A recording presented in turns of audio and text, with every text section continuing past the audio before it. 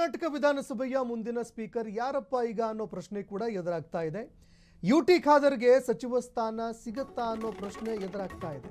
ಜೊತೆಗೆ ಸ್ಪೀಕರ್ ಕುರ್ಚಿ ಈಗ ಖಾಲಿಯಾಗಿದೆ. ಈಗ ಯುಟಿ ಖಾದರ್ ಅವರು ಸಚಿವ ಸ್ಥಾನ ಸಿಕ್ಕಿದ್ದಕ್ಕೆ ಹಿರಿಯ ಮತ್ತು ಅನುಭವಿ ರಾಜಕಾರಣಿಗಳಿಗೆ ಮಣೆ ಹಾಕ್ತಾರಾ ನಾಯಕರು ಅನ್ನೋ ಪ್ರಶ್ನೆಗಳು ಎದುರಾಗ್ತಾ ಇದೆ.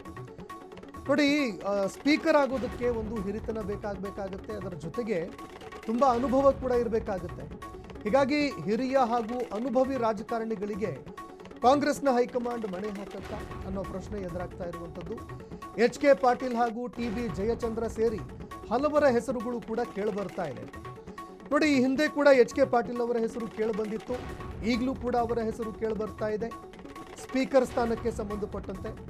ಇನ್ನು ಟಿ.ಬಿ. ಜಯಚಂದ್ರ ಸೇರಿ ಹಲವರ ಹೆಸರು ಕೇಳಿಬರ್ತಾ ಇದೆ. ಎಚ್.ಕೆ. ಪಾಟೀಲ್ ಅವರ ಹೆಸರು ಮುಂಚೂಣಿಯಲ್ಲಿ ಕೇಳಿಬರ್ತಾ ಇದೆ. ಎಚ್.ಕೆ. ಪಾಟೀಲ್ ಅವರನ್ನೇ ಆಯ್ಕೆ ಮಾಡುವಂತಹ ಸಾಧ್ಯತೆಗಳು ಇದೆ ಅನ್ನೋ ಮಾತುಗಳು ಕೇಳಿಬರ್ತಾ ಇದೆ. ಸ್ಪೀಕರ್ ಹುದ್ದೆ ಬೇಡ ಅಂತ ಟಿ.ಬಿ. ಜಯಚಂದ್ರ ಅವರು ಹೇಳಿದಾರಂತೆ. ದಿನೇಶ್ ಗುಂಡೂರಾವ್ ಅವರ ಹೆಸರು ಕೂಡ ಮುಂಚೂಣಿಯಲ್ಲಿ ಇದೆ ಅನ್ನೋ ಮಾತು ಕೇಳಿಬರ್ತಾ ಇದೆ.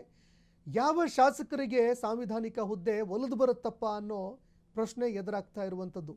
ನೋಡಿ, ಸ್ಪೀಕರ್ ಹುದ್ದೆ ಒಂದು ಸಾಂವಿಧಾನಿಕ ಹುದ್ದೆ. ಹೀಗಾಗಿ ಆ ಒಂದು ಹುದ್ದೆಯಲ್ಲಿ ಇರುವಂತಹ ವ್ಯಕ್ತಿ ಒಂದು ಕಡೆ ಸರ್ಕಾರ, ಮತ್ತೊಂದು ಕಡೆಯಲ್ಲಿ ವಿಪಕ್ಷ, ಇಬ್ಬರನ್ನು ಕೂಡ ಸರಿದೂಗಿಸ್ಕೊಂಡು ಹೋಗಬೇಕಾಗತ್ತೆ. ಹೀಗಾಗಿ ಈ ಹುದ್ದೆಗೆ ಯಾರನ್ನ ಪರಿಗಣಿಸ್ತಾರೆ ಅನ್ನುವಂತಹ ಪ್ರಶ್ನೆಗಳು ಎದುರಾಗ್ತಾ ಇರುವಂಥದ್ದು.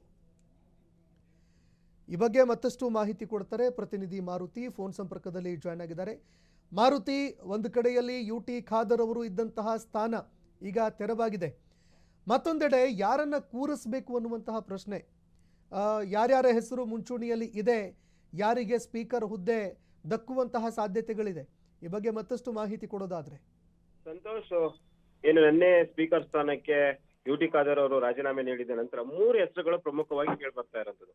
ಪ್ರಮುಖವಾಗಿ ನೋಡೋದಾದ್ರೆ ಒಂದು ಟಿ.ಬಿ. ಜಯಚಂದ್ರ, ಮತ್ತೆ ದಿನೇಶ್ ಗುಂಡೂರಾವ್, ಅದೇ ರೀತಿ ಹಿರಿಯ ಅಂದ್ರೆ ಹಿಂದೆ ಕಾನೂನು ಸಚಿವರಾಗಿದ್ದಂತಹ ಎಚ್.ಕೆ. ಪಾಟೀಲ್ ಹೆಸರು ಕೇಳ್ಬರ್ತಾ ಇದೆ. ಪ್ರಮುಖವಾಗಿ ಈ 3 ಜನರಲ್ಲೂ ಕೂಡ ಯಾರಿಗೂ ಕೂಡ ಸ್ಪೀಕರ್ ಸ್ಥಾನದಲ್ಲಿ ಕೂತ್ಕೊಳ್ಳೋಕೆ ಆಸಕ್ತಿ ಇಲ್ಲ ಅಂತ ಕಾಣ್ತಿದೆ. ಯಾಕೆಂದ್ರೆ ಈಗಾಗಲೇ ಟಿ.ಬಿ. ಜಯಚಂದ್ರ ಅವರು ನಾನು ಸ್ಪೀಕರ್ ಆಗಿ ಕೆಲಸ ಮಾಡಲ್ಲ ಅಂತ ಕೂಡ ಹೇಳಿರೋದುಂಟು. ದಿನೇಶ್ ಗುಂಡೂರಾವ್ ಅವರು ಕೂಡ ಎಲ್ಲೋ ಒಂದ್ ಕಡೆ ಅವ್ರಿಗೂ ಕೂಡ ಸಚಿವ ಸ್ಥಾನ ಸಿಕ್ಕಿಲ್ಲ ಎಂಬ ಅಸಮಾಧಾನದಲ್ಲಿದ್ದಾರೆ ಹೊರತು ಸ್ಪೀಕರ್ ಸ್ಥಾನದಲ್ಲಿ ಅವರು ಕೂರೋದಕ್ಕೆ ಆಸಕ್ತಿ ಎಲ್ಲ ತೋರ್ತಿಲ್ಲ. ಎಚ್.ಕೆ. ಪಾಟೀಲ್ ಕೂಡ ಈ ಹಿಂದೆ ಕಾನೂನು ಸಚಿವರಾಗಿ ಕೆಲಸ ಮಾಡಿದ್ರು ಸಿದ್ದರಾಮಯ್ಯ ಸಚಿವ ಸಂಪುಟದಲ್ಲಿ, ಅವ್ರಿಗೂ ಕೂಡ ಆಸಕ್ತಿ ಇಲ್ಲ. ಯಾಕೆಂದ್ರೆ ಇವರೆಲ್ಲರೂ ಕೂಡ ಸಚಿವ ಸ್ಥಾನ ಸಿಗುತ್ತೆ ಅಂತ ಈ 3 ಕೂಡ ನಿರೀಕ್ಷೆಯಲ್ಲಿ ಇದ್ರು. ಆದ್ರೆ ಎಲ್ಲ ಒಂದ್ ಕಡೆ ಹೈಕಮಾಂಡ್ ಈ 3ರಲ್ಲಿ ನೀವು ಒಬ್ಬರಿಗೆ ಅವಕಾಶ ಅಂದ್ರೆ ಸ್ಪೀಕರ್ ಸ್ಥಾನ ಕೊಡಿಸುವ ಲೆಕ್ಕಾಚಾರ ಹೈಕಮಾಂಡ್ ಮಟ್ಟದಲ್ಲಿದೆ. ಆದ್ರೆ ಇವ್ರಿಗೂ ಕೂಡ ಎಲ್ಲ ಒಂದ್ ಕಡೆ ಆಸಕ್ತಿ ಕಾಣ್ತಿಲ್ಲ. ಒಟ್ಟಲ್ಲಿ ಈ 3 ಹೆಸರುಗಳು ಅಂದ್ರೆ ಪ್ರಮುಖವಾಗಿ ಯುಟಿ ಖಾದರ್ ಇಂದ ತೆರವಾದ ಸ್ಥಾನಕ್ಕೆ ಇವ್ರ ಹೆಸರು ಬರ್ತಿದೆ. ಅದರಲ್ಲಿ ಪ್ರಮುಖವಾಗಿ ಎಚ್.ಕೆ. ಪಾಟೀಲ್ ಅವರಿಗೆ ಈ ಸ್ಪೀಕರ್ ಅವಕಾಶ ಕೊಡುವ ಸಾಧ್ಯತೆ ಇರುವಂತದ್ದು ಕಾಂಗ್ರೆಸ್ ನಲ್ಲಿ ಚರ್ಚೆ ಆಗ್ತಿದೆ. ಆದ್ರೆ ಈ 3ರಲ್ಲಿ ಯಾರು ಒಪ್ಪಿಗೆ ಪಡಿತಾರೆ, ಯಾರು ಒಪ್ಕೊಳ್ತಾರೆ, ಅಥವಾ ಬೇರೆ ಹೆಸರು ಮುಂಚೂಣಿಯಲ್ಲಿ ಬರುತ್ತಾ ಎಂಬುದು ಕೂಡ ಮುಂದಿನ ದಿನಗಳಲ್ಲಿ ಕಾದ್ ನೋಡ್ಬೇಕು. ಯಾಕಂದ್ರೆ ಇಲ್ಲಿವರೆಗೂ ಕೂಡ ಅದ್ರ ಬಗ್ಗೆ ಇನ್ನ ಕಾಂಗ್ರೆಸ್ ನಲ್ಲಿ ಚರ್ಚೆ ಆಗ್ತಿಲ್ಲ. ಜಸ್ಟ್ ಈ 3 ಹೆಸರು ಕೂಡ ಕಾಂಗ್ರೆಸ್ ಹೈಕಮಾಂಡ್ ಅಂದ್ಕೊಂಡಿದೆ, ಬಟ್ ಯಾರನ್ನು ಕೂಡ ಫೈನಲ್ ಅಂತದ್ದು ಯಾರು ಇನ್ನ ಆಗಿಲ್ಲ.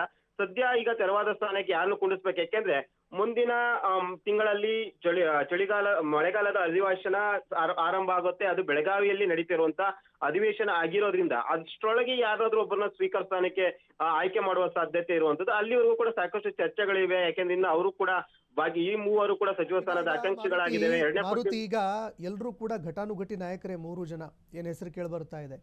ಸಚಿವ ಸ್ಥಾನದ ಆಕಾಂಕ್ಷಿಗಳು ಕೂಡ ಹೌದು. ಸಚಿವ ಸ್ಥಾನದವನ್ನ ತಪ್ಪಿಸ್ಕೊಳ್ಳೋದಕ್ಕೆ ಯಾರು ಕೂಡ ಮುಂದಾಗೋದಿಲ್ಲ, ಸಚಿವ ಸ್ಥಾನನೇ ಬೇಕು ಅಂತ ಪಟ್ಟು ಹಿಡಿತಾರೆ.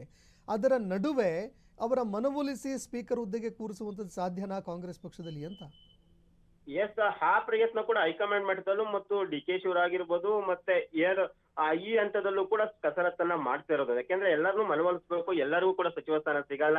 ಅಲ್ಲಿ ಇರುವಂತದ್ದು 33 ಜನ ಮಾತ್ರ, ಅಂದ್ರೆ 33 ಸಚಿವ ಸ್ಥಾನಗಳು ಮಾತ್ರ ಇರುವಂತದ್ದು. ಅಲ್ಲಿ ಎಲ್ಲರಿಗೂ ಕೂಡ ಅಡ್ಜಸ್ಟ್ ಮಾಡಕ್ಕಾಗಲ್ಲ. ಎಲ್ಲರೂ ಈಗಾಗಲೇ ಒಂದ್ ಕಡೆ ದಿನೇಶ್ ಗುಂಡೂರಾವ್ ಕೂಡ ಸಚಿವರಾಗಿ ಕೆಲಸ ಮಾಡಿದ್ದಾರೆ, ಕಾನೂನು ಸಚಿವರಾಗಿ ಎಚ್.ಕೆ. ಪಾಟೀಲ್ ಅವರು ಕೂಡ ಕೆಲಸ ಮಾಡಿದ್ದಾರೆ. ಅದರಿಂದಾಗಿ ಇವರ 3ರಲ್ಲಿ ಯಾರಾದ್ರೂ ಒಬ್ಬರನ್ನ ಮನವೊಲಿಸುವ ಪ್ರಯತ್ನ ನಡೀತಿದೆ. ಅದು ಮುಂದಿನ ಅಂದ್ರೆ ಏನು 2ನೇ ಪಟ್ಟಿ ಸಚಿವ ಸ್ಥಾನದ ಆಕಾಂಕ್ಷಿಗಳ ಪಟ್ಟಿ ಬಿಡುಗಡೆಯಾಗಿ ಯಾರು ಸಚಿವರಾಗ್ತಾರೆ ಅಂತ ಹೈಕಮಾಂಡ್ ಘೋಷಣೆ ಆದ ನಂತರ ಅದೊಂದು ಹಂತಕ್ಕೆ ಬರುವ ಸಾಧ್ಯತೆ ಇರುವಂತದ್ದು. ಅಲ್ಲಿವರೆಗೂ ಸಾಕಷ್ಟು ಹೆಸರುಗಳು ಚರ್ಚೆಯಲ್ಲಿರುತ್ತೆ. ಬಟ್ ಹೈಕಮಾಂಡ್ ತೀರ್ಮಾನ ಅಂತಿಮ ತೀರ್ಮಾನ ಆಗಿರೋದ್ರಿಂದ ಈ 3ರಲ್ಲಿ ಒಬ್ಬರಿಗೆ, ಯಾಕೆಂದ್ರೆ ಹಿರಿಯರು ಬೇಕಾಗಿರುತ್ತೆ, ಮತ್ತೆ ಸಾಕಷ್ಟು ಅನುಭವ ಹೊಂದಿರುವಂತಹ ನಾಯಕರು 3. ಇವರಲ್ಲಿ 3ರಲ್ಲಿ ಒಬ್ಬರಿಗೆ ಹೈಕಮಾಂಡ್ ಮನವೊಲಿಸುವ ಸಾಧ್ಯತೆ ಇರುವಂತದ್ದು, ಅವ್ರಿಗೆ ಅವಕಾಶ ಕೊಡುವ ಸಾಧ್ಯತೆ ಇರುವಂತದ್ದು. ಸಂತೋಷ್. ಓಕೆ, ಧನ್ಯವಾದಗಳು ಮಾರುತಿ ನಿಮ್ಮೆಲ್ಲ ಮಾಹಿತಿಗೆ. ಇನ್ನು ಡಿ ಕೆ ಶಿವಕುಮಾರ್